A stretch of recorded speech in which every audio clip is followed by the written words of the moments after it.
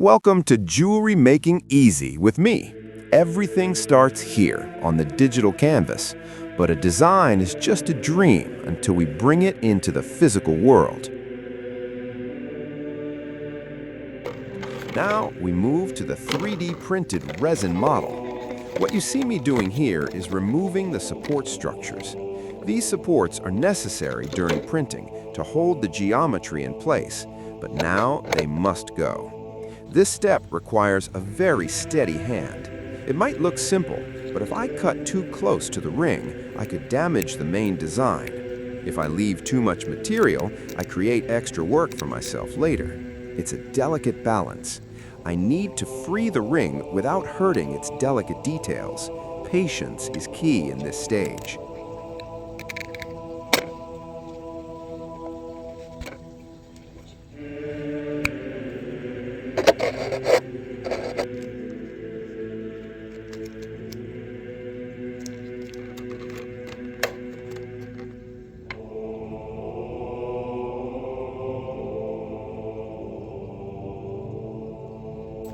Before we finish the piece, let me take you quickly to the casting workshop.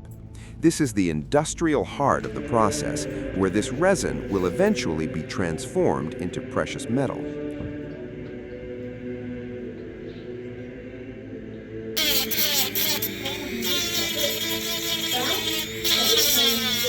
But we are not ready for casting just yet.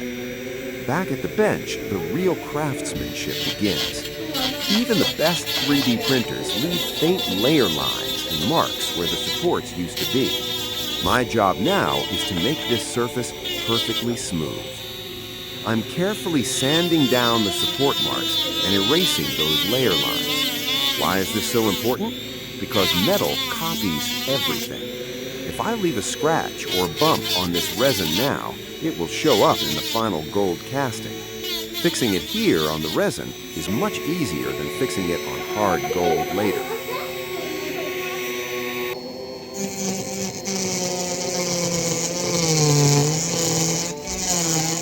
I check every curve and every corner. We want a flawless foundation. This process of cleaning and refining the raw print is what separates a high-quality custom piece from mass-produced jewelry. It takes time, but the result is worth it.